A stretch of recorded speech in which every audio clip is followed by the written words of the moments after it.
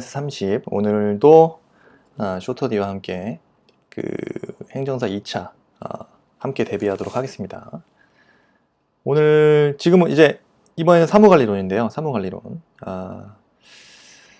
아직 안 나온 거죠. 상사 비송 사건 나오면은 와 이건 정말 외울 게 너무 많은데 그래도 외국회사 영업소의 폐쇄 명령 사건 정도는 하나 정도는 보고 들어가면 좋겠다. 그래서 한번 뽑아봤습니다. 그 외국회사 근데 상사 비송에서는 뭐 이것도 중요하지만 실질적으로 과태료 재판, 과태료 재판을 꼭 보고 들어가셔야겠죠. 근데 어쨌든 외국회사 영업소의 폐쇄 명령에 대해서 한번 단문으로 준비해 봤습니다. 자, 먼저 목차 이렇게 쭉 적어 놨는데요. 서설. 비성이 아니라 비송, 죄송합니다. 비송 사건의 의의를 당연히 적어 줘야겠죠? 예. 근데 기본적으로 외국회사는 지금 이게 문제되는 게 외국회사. 우리나라 상법, 회사법이 적용되는 게 아니죠. 그렇게 외국법에 의해서 설립되기 때문에 상법의 그 해산 명령을 통해서 그 법인격을 박탈시킬 수는 없죠. 예, 외국회사이기 때문에. 따라서 외국회사에 대해서 회사의 해산 명령에 가름하여 영업소, 그죠? 폐쇄 명령 제도를 두고 있습니다. 회사의 해산 명령이 안 되기 때문에 영업소 폐쇄 명령 제도를 두고 있습니다. 그래서 절차는 관할. 일단 관할은 뭐죠? 폐쇄를 명하게 될 외국회사 영업소 소재지. 외국회사 영업소 소재 지방법원이 되겠죠. 신청인은 이해관계인 또는 검사의 신청이 있어야 되고요. 법원이 직권으로 할 수 없습니다. 그래서 이 부분이 그 해산 명령과 차이가 있는 거죠. 법원이 직권으로 할 수 없다는 거. 그 회사 해산 명령은 직권으로 할 수 있어요. 근데 영업소 폐쇄 명령은 법원이 직권으로 할 수 없다는 차이가 있습니다. 그 부분을 잡고 가셔야 되겠죠. 해산 명령은 직권 가능합니다. 자, 그 다음 신청 방식, 일반 원칙, 비송사건 일반 원칙 따르면 돼요. 예, 근데 심리 및 재판은 법원은 신청이 있을 때, 그죠? 지체 없이 그 뜻을 관보 공고하고요. 영업소 재산의 보전 처분. 청구가 있을 경우에 법원은 폐쇄를 명하기 전일지라도 이해관계인이나 검사의 청구가 있으면 또는 직권으로 관리인의 선임, 기타 영업소 재산의 보존에 필요한 처분을 할 수 있습니다. 그리고 담보 제공. 영업소는 이해관계인이 그 폐쇄 명령을 청구하는 경우 그 법원에 대하여 이해관계인에게 상당한 담보를 제공할 것을 청구할 수 있습니다. 그리고 법원은 영업소의 청구에 의하여 상당한 담보를 제공할 것을 명할 수도 있고요. 그리고 어쨌든 이해관계인의 신문과 검사의 의견 청취를 들어야 하겠죠. 재판은 이유를 붙인 결정. 이거는 회사의 해산 명령과 같습니다. 이유를 붙인 명령으로 이유를 붙인 결정으로 산다. 불복은 폐쇄 명령에 대해서 영업소, 이해관계인, 검사는 결정에 대한 즉시 항고할 수 있고요. 그 신청을 인용한 결정에 대해서 영업소가 신청을 인용한 결정에 대해서는 영업소가 청구를 기각이나 각하한 결정에 대해서는 당연히 신청을 하겠죠. 이 경우 즉시 항고는 집행 정지 효력을 갖고 있습니다. 비용 부담은 법원이 그 직권으로 재판을 하였거나 신청에 상응한 재판을 한 경우 재판 전의 절차와 재판의 고지 비용은 영업소에 부담을 합니다. 영업소에 부담을 한다. 등기는 영업소의 폐쇄를 명한 재판이 확정된 경우 법원은 외국회사 영업소 소재지 등기소에 등기를 촉탁하여야 합니다. 어쨌든 의의는 확실히 잡고 가야겠죠. 핵심이 그거예요. 외국회사 영업소 폐쇄 명령은 나오게 된다면 그 회사의 해상 명령과 달리 법인격을 우리나라 상법으로 법인격을 박탈할 수 없다라는 점. 그래서 외국 회사에 대해서 회사의 해상 명령에 가름하는 영업소 폐쇄 명령 제도를 두고 있다는 점. 그 절차는 특징은 신청이라는 거. 법원이 직권을 할 수 없다. 이 부분 적어주시면 되고요. 그다음에 심리 및 재판은 쭉 봅니다. 영업소 재산 보존 처분. 이해관계인이 폐쇄 명령을 청구하는 경우 법원에 대해서 영업소가 이해관계인에게 상당한 담보 제공할 것을 청구할 수 있다. 담보 제공해라. 전공이 달라. 법원도 영업소 청구에 의하여 상당한 담보 제공할 것을 명할 수 있습니다. 이때 담보 제공을 받으려면 영업소가 그죠? 담보 제공 청구를 하기 위해 이해관계인의 청구가 악이다. 악의임을 소명하면 됩니다. 악의임을. 그리고 이해관계인의 신문과 검사의 의견을 청취해야 된다는 거. 재판, 이유를 붙인 결정으로 한다는 거. 예. 가볍게 한번 짚고 넘어가면 좋을 것 같아요. 이 부분도. 다음에 관인. 관인 등록, 재등록, 관인의 폐기, 공고.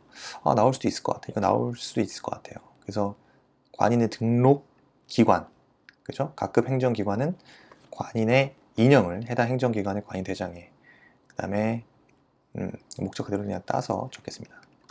자, 등록기관은 각급 행정기관, 관인의 인형을 해당 행정기관의 관인대장에, 전자이미지 관인의 인형을 해당 행정기관의 전자이미지 관인대장에 등록한다. 다만 부득이한 경우 상급기관에 신청 및 등록할 수 있다. 등록 사유가 몇 가지 있죠. 행정기관, 신설 또는 분리된 경우. 등록 사유, 그 다음에 재등록 사유, 그다음에 기존 기관의 명칭이 변경이 된 경우. 세 번째, 신설 또는 분리되고 기존 기관의 명칭이 변경되고, 그 다음에 관인이 분실된 경우. 관인이 분실되거나 마멸된 경우. 관인이 분실되거나 마멸된 경우. 그 다음에 네 번째, 법령에 따라 권한을 위임받은 경우. 다섯 번째, 그 밖에 관인을 다시 새길 필요가 있는 경우. 네. 등록, 재등록 사유가 있습니다. 관인의 폐기 볼게요. 관인의 폐기. 자, 관인 폐기. 첫 번째, 어떨 때 관인 폐기할 수 있나요? 행정기관이 폐지된 경우. 날라갔어, 행정기관이. 그다음에 두 번째, 기관 명칭이 변경된 경우. 세 번째 뭐가 있죠? 폐기할 경우가 또 관인이 분실 또는 마멸된 경우. 또 폐기할 수 있죠. 네 번째, 그 밖에 폐기할 필요가 있는 경우. 관인의 공고. 관인의 공고에 다음 사항을 포함해야 되는데, 첫 번째, 관인의 등록, 재등록 또는 폐기 사유가 공고되어야겠죠. 두 번째, 등록, 재등록 관인의 최초 사용 연월일 또는 폐기 관인의 폐기 연월일 등등이 돼야겠죠. 셋째, 등록, 재등록 또는 폐기 관인의 이름 및 인형. 네 번째, 공고 기관의 장 등을 포함해서 공고해야 됩니다. 변인 폐기 연월일, 등록, 재등록 또는 폐기 관인의 이름 및 인형, 공고 기관의 장 등등이 포함되어야 된다. 그래서 관인도 꼭 등록해야겠죠? 정리하고 들어가겠죠? 자, 공문서 개념에 대해서 약수를 하시오.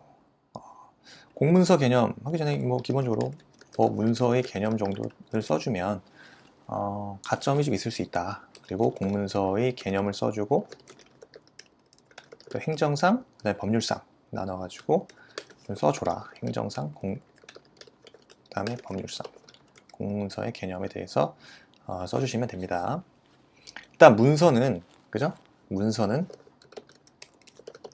일반적으로 사람의 의사나 사물의 형태, 관계 등을 문자, 기호, 숫자 등을 활용해서 종이 등 매체에 기록, 표기하는 것을 의미합니다.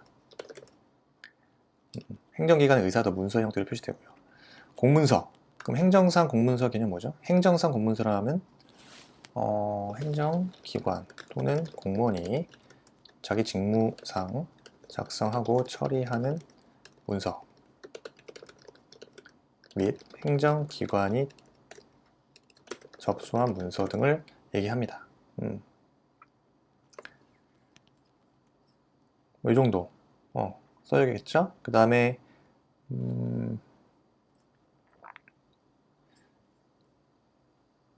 법률상 공문서? 뭐 가리는 거죠. 뭐 특히 이제 형법상 이거는 공문서라고 하는 것은 공무서 또는 공무원이 그 명의로서 권한 내에서 소정의 형식에 따라 작성하는 문서를 말하고요. 뭐 민사소송법상 공문서는 문서의 작성 방식과, 그죠? 문서의 작성 방식과 취지에 의하여 공무원 직무상 작성하는 것으로 인정하는 때 이를 진정한 공문서로 추정한다. 그래서 증거 능력을 부여하고 있다. 인정하는 때 공문의 직무 작성에서 증거 능력을 부여하고 있습니다. 이 정도 간단하게 써주면 충분하다. 운영, 운영의 의, 그죠? 운영.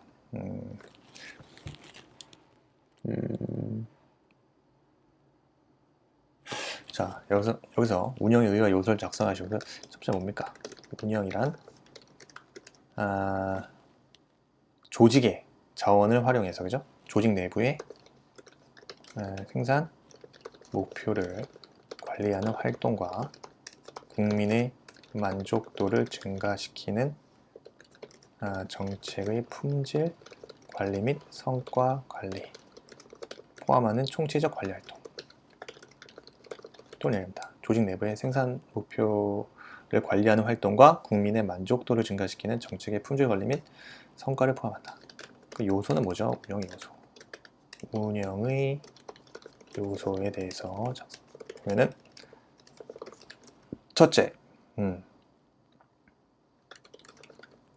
그대로 쓰면 그대로 갖고 올게요. 다른 사람들을 통한 업무 수행. 운영은,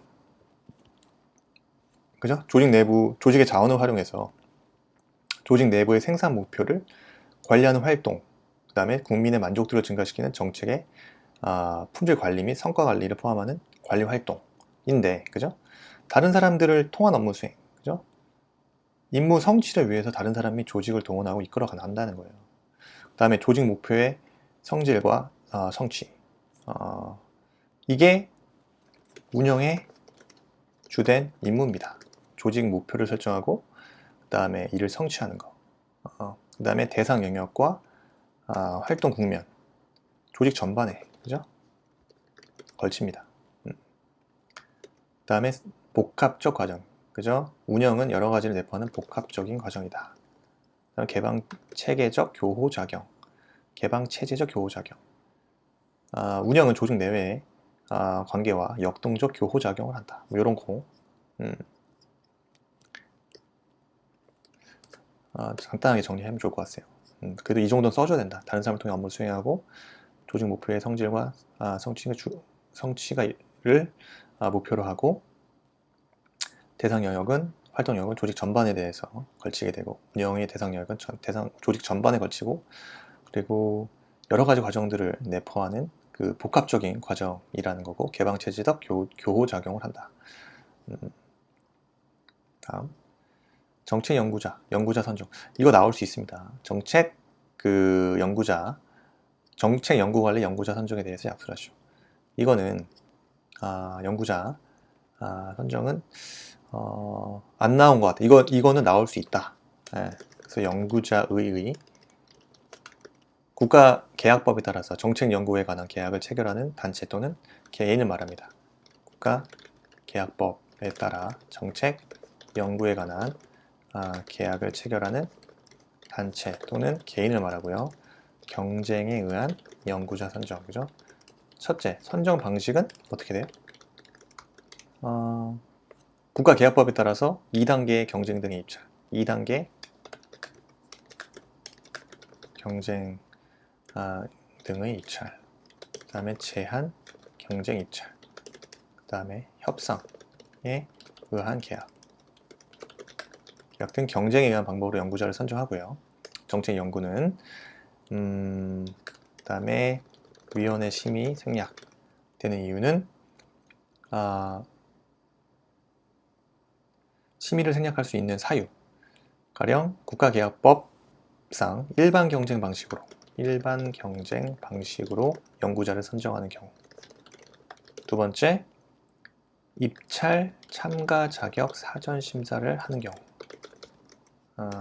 경우. 그 다음에 세 번째, 제안서를 제출받아 평가. 국가개혁법 시행령에 따라서 제안서를 제출받아 평가하는 경우는 위원회 심의 생략할 수 있습니다.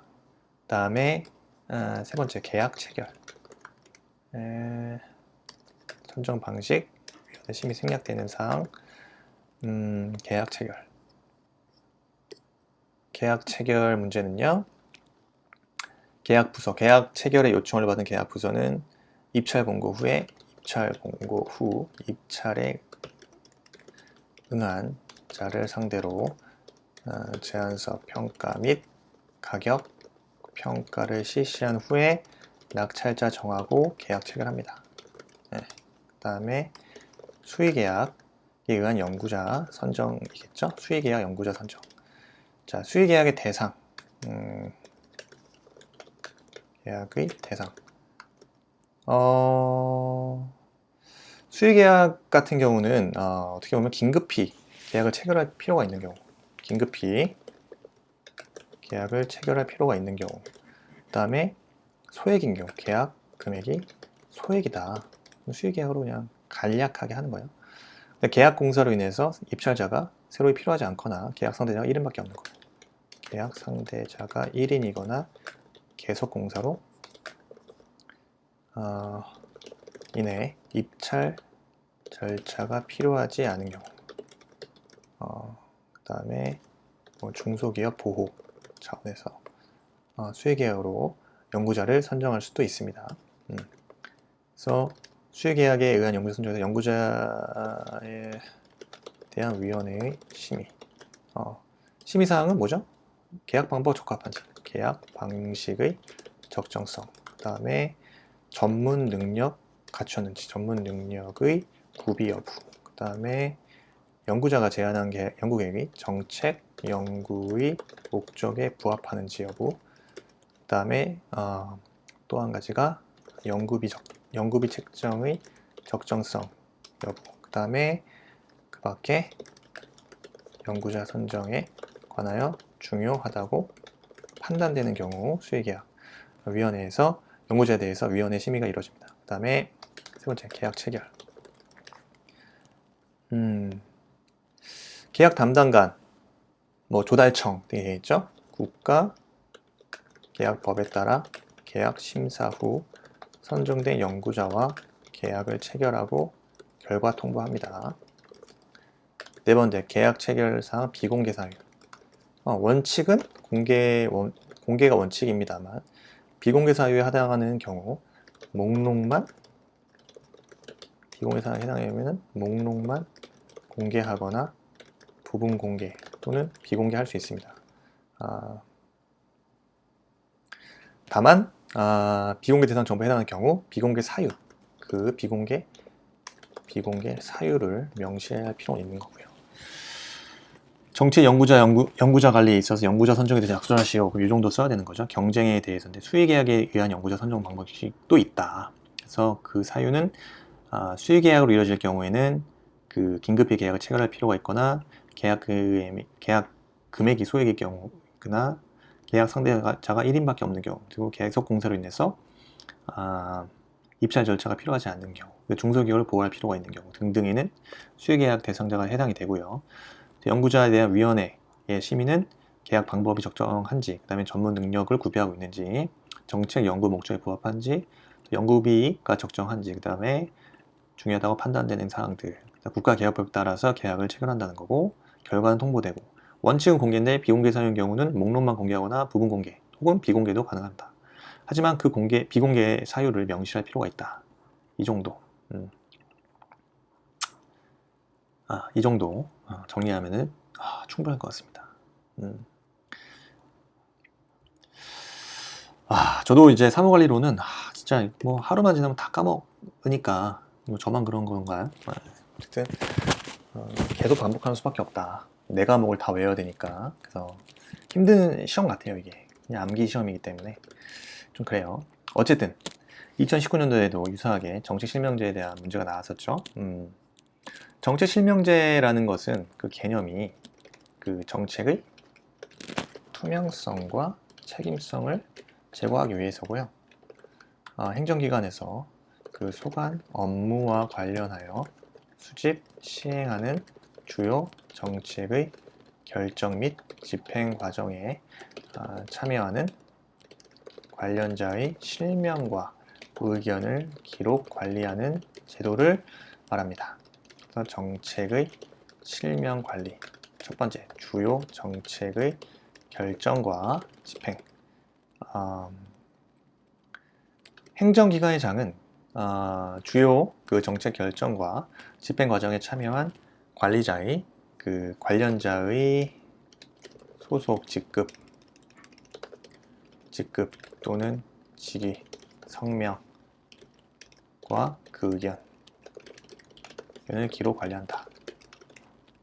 그래서 행정기관의 장은 주요 정책의 결정이나 집행 관련된 각종 계획서, 보고서, 회의 공청회, 세미나, 관련 자료 및 그 토의 내용을 역시 기록 관리합니다. 그 다음에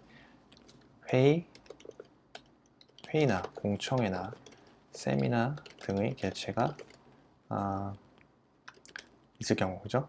일시, 참석자, 그 다음에 발언 내용, 다 적어요. 그러니까 결정사항, 표결은 있었으면 표결사항 등을 처리과 직원으로 하여금 기록하여야만 합니다. 세 번째, 보도자료 제공. 보도자료도 만들어야 돼요, 그죠? 행정기관이 언론기관에 보도자료 제공하는 경우는 그 보도자료에 담당 부서, 담당자, 연락처 등을 함께 적어야 되고요. 정책 실명제, 책임관 지정할 수 있죠. 그 다음에 정책 실명제에 대해서 또 큰 목차 중에 정책 실명제 중점관리사항, 중점관리 대상사업, 요게 중요하다는 거죠.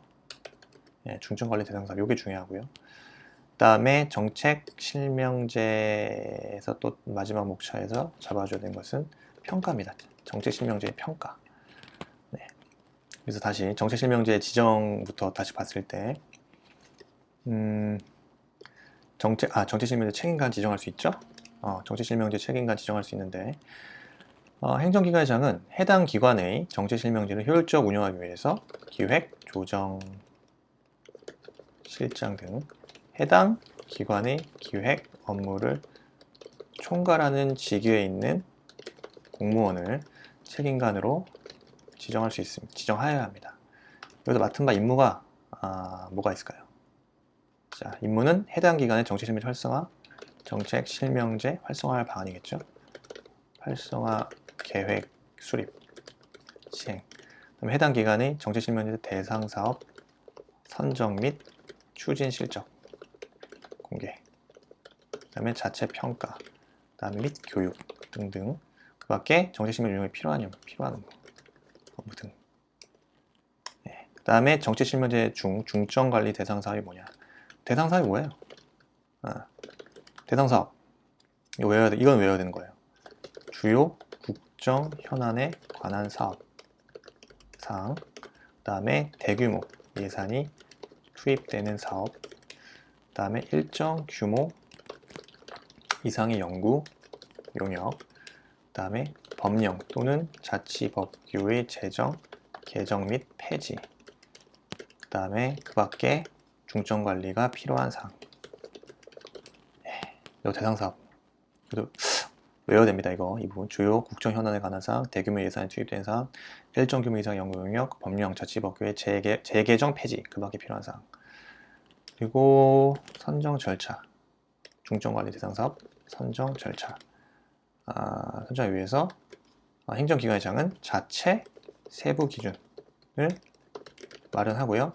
심사위원회를 구성해서 심사위원회를 구성해서 심의를 거친 후에 대상 사업을 선정합니다. 그다음에 공개.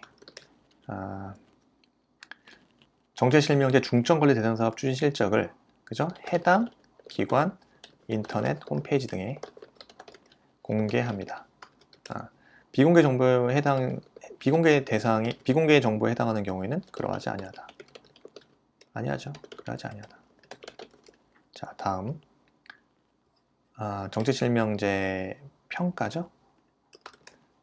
행정안전부 장관은 정책실명제 활성화를 위해서 필요한 경우 정책실명제 행정기관의 정책실명제 추진 실적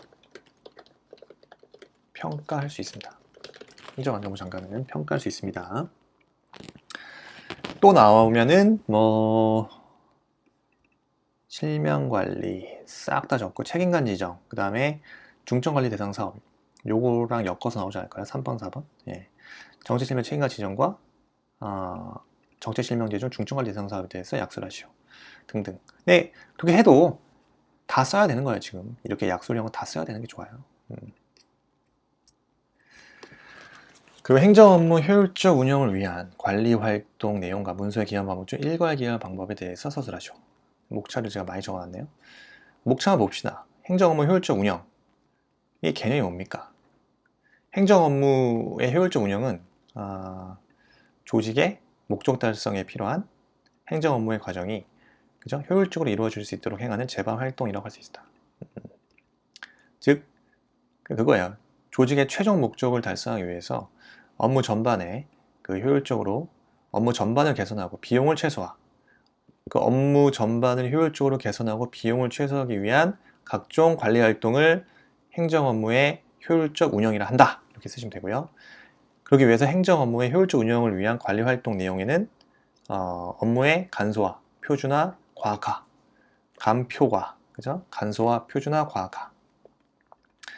그래서 업무의 간소화는 불필요한 업무를 없애고 최소한의 노력으로 최대한의 업무 성과를 낼 수 있도록 하고 작업 과정의 속도를 높일 수 있도록 보고 결제 단계를 축소하고 또 뭐 해야죠? 전자결제를 활성화하고 불필요한 보고서를 생산, 지양을 추구합니다. 표준화. 그죠? 업무 담당자가 바뀌어도 원활하게 업무를 처리하고 일상 업무의 대응 속도를 높일 수 있도록 업무의 인계 인수를 철저히 하고 전자결제를 활성화하고 업무의 자동화를 지향합니다. 업무의 과학화. 그죠? 업무의 과학화. 정보통신 기술 발달이 발맞춰서 행정 업무를 보다 정확하고 신속하게 처리할 수 있도록 전자결제 시스템, 지식행정 시스템, 그죠? 등을 활용하여 행정 지식을 공유하고 활용하여 정부 내 의사소통 증진. 이게 과학합니다. 그러니까 정보통신 기술에 따라서 전자결제 시스템과 지식행정 시스템 등을 적극적으로 활용해서 행정 지식을 공유하고 정부 내 의사소통을 증진시키는 거. 그게 과학화. 기한의 방법, 기한의 개념. 그죠? 기한의 개념. 행정기관의 의사를 결정하기 위한 거죠. 문안을 작성하는 것.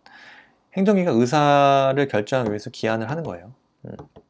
요인은 상급자가 지시할 경우, 그죠? 대가리가 지시한 건 해야지. 예. 이런 거예요. 공무원은. 대부분 다 이렇게 상급자 지시사항으로 이루어지겠죠. 접수 문서가 처리될 경우, 이것도 많이 이루어지고 접수 문서가 처리됐어. 그럼 기한해야지. 법령, 훈령, 예규 등에 근거할 경우, 그다음에 순수히 공무원 자기가 발언한 경우도 있겠죠. 기한의 원칙은 전자문서하는 게 원칙이죠. 기한의 원칙, 전자문서가 원칙이고, 다만 업무의 성질상 전자문서로 기한하기 곤란하거나 그 밖에 특별한 사정이 있으면 종이문서도 기한할 수 있겠죠. 기한자 자격은 제한이 없습니다. 공무원이면 누구든지 기한자가 되고요. 분장받은 업무에 대해서 그 업무를 담당하는 자는 직급 등에 관계없이 기한도 할 수 있어요. 그래서 핵심은 기한자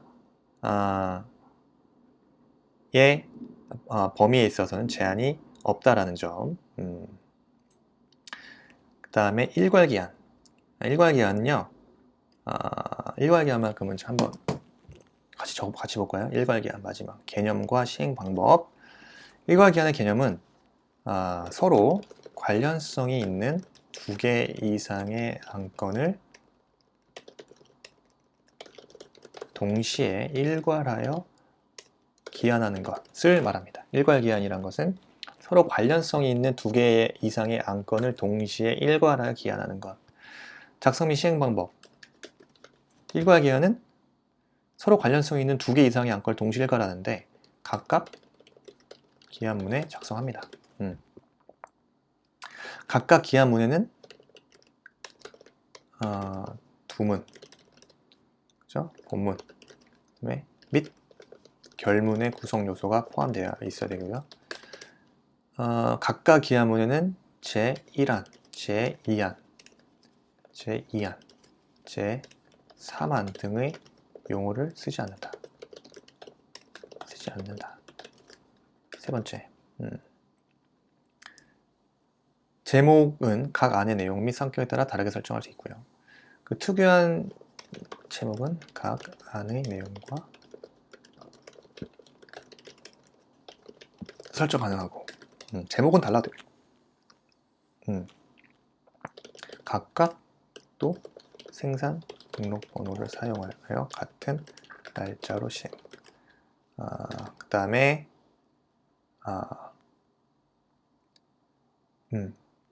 발송할 것을 전제로 하는 기한문이, 그죠? 제1안 내부 결제의 내용과 동일했을 때 내부 결제 안건을 별도로 작성할 필요 없이 생략할 수 있다. 이것보다 대내외로 발송할 경우, 대내외로 발송할 문서의 경우 각각의 기한문에 발신 명의를 모두 표시해야 된다. 이게 왜 이렇게 되냐면 대내외로 발송할 문서의 경우 각각 기한문에 발신 명의를 모두 표시하는 이유는 그 발신 명의를 만약에 생략하게 되면 발신 명의 없이 그대로 시행하게 돼서 형식상 흠이 발생할 수 있어요. 그래서 기한문과 시행문이 통합된 서식을 사용하기 때문에 발신 명의를 생략하면, 그죠?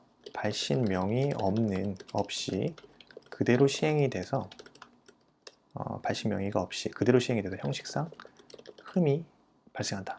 있는 공문서가 된다. 그래서 각각 기한문에 발신 명의를 모두 표시하라. 이게 일괄기한입니다. 서로 관련성 있는 두 개 안건을 동시에 일괄하여 기한할 경우 제목은 다르게 할 수 있다. 각각 기한을 작성하고 각각 두문, 본문, 결문, 구성 요소를 포함한다. 그죠? 각각 생산 등록번호를 사용하고 같은 날짜로 시행한다. 그 다음에 대내외로 발송할 문서의 경우 각각 기한문에 발신 명의를 모두 표시해야 한다. 그 이유는 그 기한문과 그 시행문이 통합된 서식을 사용하게 되기 때문에, 기한문과 시한문이 통합된 서식을 사용하기 때문에 발신 명의를 생략하게 되면 발신 명의 없이 그대로 시행돼서 형식상 흠이 있는 공문서가 되기 때문입니다. 자, 국민제한. 국민제한제가 또 이번에 단문으로 출제가 유력하죠. 그래서 국민제한의 개념과 심사. 그러니까 심사와 채택 여부 결정이에요. 심사와 채택 여부 결정. 쭉 근데 심사는 심사 기준과 기관별 국민제한 심사위원회를 구성하고 운영한다. 그 다음에 기관별 심사위원회 인원 구성 기준. 요게 신설된 겁니다. 요게 신설된 거. 2020년 4월에 전체 구성원의 2분의 1 이상을 국민으로 구성해야 한다. 요게 신설된 겁니다. 그 다음에 2번도 신설됐습니다. 그 법조문이 신설됐기 때문에 중요할 수 있어요. 의견 또는 자료 제출, 그죠? 의견 또는 자료 제출 등이 중요하고요. 다음에 국민 제한 채택 여부는 행정기관 채택 여부 결정한 국민 접수한 날로부터 1개월이네, 그죠? 채택까지 결정하고 실시 예정 시기는 실시 예정 시기 제한자에게 알릴 때 실시 예정 시기 통지할 때 관리 기간의 범위에 따라서 범위에서 채택 제한의 실시 예정 시기를 통지하고 채택 제한의 채택 제한을 실시한다. 제한자에게 통지된 실시 예정 시기까지 채택 제한 실시하여야 하고요. 미실시 사유가 발생할 경우 통지한다. 이건데 40분짜리로 나왔네요. 이게 지금 그만큼 중요한 문제가 될 수 있다. 그래서 요거를 오늘 1세트 마지막으로 보겠습니다. 국민 제한이란 것은 그겁니다. 핵심이 국민, 근데 국내 거주, 외국인 포함입니다. 국민이, 그죠? 정부 시책이나 행정 제도 및 그 운영의 개선을 목적으로 중앙행정기관의 장, 또 지방자치 단체의 장 및 교육감에게 제출하는 창의적 의견 고안. 근데 이제 다음 사항이 해당이 안 되어야 돼요. 다음 항목에 해당하지 아니어야 돼. 요것들이 외워져야겠죠. 이것들이 조문인데요. 7가지 조문입니다. 대표적인 것은 다른 사람의 특허권, 다른 사람의 특허권, 취득한 특허권, 실용신안권, 디자인권 또는 저작권 등에 속하는 것, 공무원 직무 발명, 처분, 관리, 보상 등에 관한 보상이 확정된 것, 이런 거. 1번, 2번, 접수하려는 기관이 이미 채택했던 제안과 내용이 동일한 것. 안 되지. 중복이 되잖아요, 그죠? 3번째, 접수하려는 기관이 이미 시행했어. 그 기본 구성이 이와 유사해. 그럼 안 돼. 창의성이 떨어져. 일반 통념상 적용하기 어렵다고 판단되는 거. 이것도 이상해. 단순한 주의 환기, 진정, 비판, 건의이거나 불만 표시. 이거는 창의성이 떨어지죠. 특정 개인단체, 기업 등 수익사업, 그 홍보에 관한 것. 이건 뭐야? PPL이야 뭐야? 하고 패스. 국가나 지방단체의 사무에 관한 사항이 아닌 것. 뭐하러, 그죠? 국민제한 할 필요 없죠. 국가나 지방단체 사무인데 국가나 지방단체가 하면 되지. 어쨌든 그렇습니다. 심사 기준은 실시 가능성. 일단 이게 실시 가능한 거냐, 허무맹랑한 거냐, 이런 것들. 그 다음에 2번째 창의성, 그 다음에 효율성 및 효과성, 얼마나 효율적이고 효과적이냐, 그 다음에 적용 범위는 어디냐, 그 다음에 계속성, 이거는 계속성 가져갈 수 있을 것이냐, 이겁니다. 기간별 국민제한심사위원회를 구성하고 운영해야 한다. 행정기관의 장은 국민제한을 공정하게 심사하기 위하여 필요한 경우입니다. 필수적이 아니라 필요한 경우에 기관별 국민제한심사위원회를 구성 운영할 수 있는데, 이 경우에, 그죠? 이 경우에 어떤 재심사 요청에 따른 재심사라든가 채택되지 않은 국민제한의 재심사라든가 자체 우수제한 결정을 할 때 기관별 심사위원회 심의를 거쳐야 한다. 그래서 기관별 심의가 필요한 경우에 개최할 수 있는데 가령 각종 재심사 요청에 따른 재심사, 그 다음에 국민 제한의 재심사의 경우, 그 다음에 자체 우수 제한의 결정을 할 때 기관별 국민제한심사위원회에서 심의를 한다. 기관별 국민제한심사위에서 심의를 한다. 그 다음에 기관별 심사위원회 인원 구성 기준은 전체 구성원의 2분의 1 이상을 국민으로 구성한다. 근데 2분의 1 이상의 국민은요, 국내에 거주하는 내국인 중 공무원이 아닌 사람 한정하는 거예요. 공무원이면 공정성에서 조금 의심을 받을 수 있어. 그래서 전체 구성원의 2분의 1 이상을 국민으로 구성한다. 멋진 말입니다. 요게 신설됐어요. 2020년 4월 14일에 신설이 됐습니다. 신설. 따끈따끈하네요. 의견 또는 자료 제출. 그죠? 첫째. 의견 또는 자료 제출. 실험, 조사, 의뢰. 요청할 수 있죠. 행정기관의 장을 심사를 하기 위해서 필요한 경우 관계기관이나 전문가에게 실험, 조사, 의뢰를 할 수 있습니다. 자료 제출 요청도 할 수 있고요. 국민 제안, 제외 대상, 확인 요청할 수 있습니다. 그래서 행정기관의 장은 제출된 제안이 다른 사람이 취득한 특허, 실용, 신안권, 디자인권, 저작권에 속하는 것인지 또는 공무원 직무 발명이 그 처분 관리 및 보상 등에 관한 규정에 따라서 보상이 확정된 것은 아닌지 여부 등을 누구한테? 문화, 체육, 관광부 장관 또는 특허청장에게 확인 요청할 수 있어. 그다음에 비용 지급해야겠죠. 예산의 범위 내에서 행정기관장은 실험, 조사 등에 드는 실험, 예산 이런 데다 쓰는 거예요. 실험, 조사 등에 드는 비용을 예산의 범위 내에서 지급할 수 있어요. 그 다음에 결과 회신하는 거죠. 결과 회신. 그래서 의견 또는 자료 제출 등의 요청을 받은 자는 특별한 사유가 없으면 요청받은 날로부터 3주 이내에 회신하면 됩니다. 이 경우 회신에 걸리는 시간은 채택 제한 결정 기간에 산입하진 않고요. 그래서 국민 제안 채택 여부를 결정하겠지. 채택 여부를 결정해. 누가? 행정기관의 장은 국민 제안을 접수한 날로부터 1개월, 한 달 이상 심사하지 마.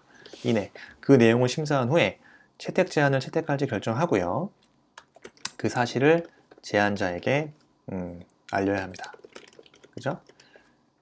이 경우에도 온라인 국민 참여 포털 등 인터넷을 통하여 접수된 국민에게 대해서는 당연히 인터넷을 통해서 채택 여부, 결정 사실을 알릴 수 있습니다. 그 다음에 실시 예정 시기를 통지한다. 채택 제안으로 채택되었음을 제안자에게 알릴 때에는 관례기간의 범위 내에서 채택 제안 실시 예정 시기를 함께 통지합니다. 세 번째, 채택 제안의 실시죠. 당연히 행정기관의 장은 채택 제안으로 결정이 되면 제안자에게 통지된 실시 예정 시기까지 채택 제안을 실시합니다. 미실시 사유가 발생할 경우 가령 통지된 실시 예정 시기까지 채택 제안을 실시할 수 없는 사유가 발생할 경우에는 그 사유와 새로운 실시 예정 시기를 지체 없이 제안자에게 통지해야만 합니다. 야우. 참. 네, 요것도 40점짜리로 충분히 나올 수 있다. 국민제안 개념 심사. 국민제안 심사에서 심사 기준. 중요하죠. 당연히 국내 정부 시책이나 현행 제도 그 운영의 개선 목적으로 중앙행정기관의 장, 지방자치단체의 장 및 교육감에게 제출하는 창의적이어야 되고 창의적인 의견의 고안인데 오히려 여기서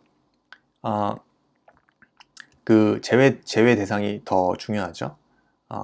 이 다음에 제외 사항에 해당하면 되는 것들이 아니어야 되는 거예요. 다른 사람이 취득한 특허권, 실용신안권, 디자인권, 그죠? 속하는 것. 그 공무원의 직무 발명 처분, 관리 및 보상 등에 관한 규정에 따라 보상이 이미 확정된 것. 그 다음에 접수하는 기간 이미 채택했던 제안 내용과 동일한 것. 접수하는 기간 이미 시행 중인 사항이거나 기본 구상이 이와 유사한 것. 일반 통념상 적용하기 어렵다고 판단되는 것. 단순한 주의 환경, 진정, 비판, 건의거나 불만의 표시에 불과한 것. 특정 홍보, 개인, 단체, 기업 등의 수익 사업과 그 홍보에 관한 것. PPL 안 됩니다. 국가나 지방자치단체 사무에 관한 사항이 아닌 것 등. 심사는 채택 여부, 국민제안 심사. 그래서 심사 기준은 실시 가능성, 창의성, 효율성, 효과성. 그 다음에 적용 범위, 그 다음에 계속성 여부. 기관별 국민제안 심사위원회 구성 운영과 기관별 심사위원회 인원 구성 기준. 요게 올해 신설된 것들이죠. 2번, 3번. 그래서 어쨌든 기간별 국민제한심사위원회는요, 재심사 요청했던 재심사나 국민제한의 재심사, 그다음 자체 우수 제한을 결정을 할 때 그 심의를 기간별 국민제한심사위원회에서 한다는 거죠. 심의를 거쳐야만 한다. 심의를 거쳐야만 하고요. 인원 구성 기준은 전체 구성원의 2분의 1 이상을 국민으로 구성한다. 공무원이 아니어야 되고요. 의견 또는 자료 제출 등 의견 또는 자료 제출, 실험 조사 의뢰를 외부 전문가에게 맡길 수 있다는 거죠. 자료 제출 요청할 수 있고 관계기관 또는 전문가에게 실험 조사 등을 의뢰하거나 의견 또는 자료 제출 요청하고요. 국민제한 대상 확인 요청 할 수 있고요. 비용 지급이 들 때는 비용을 예산 범위 내에서 지급할 수 있고요. 결과 외신은 요청받은 날로부터 3주 내에 결과 외신을 회신하여야만 합니다.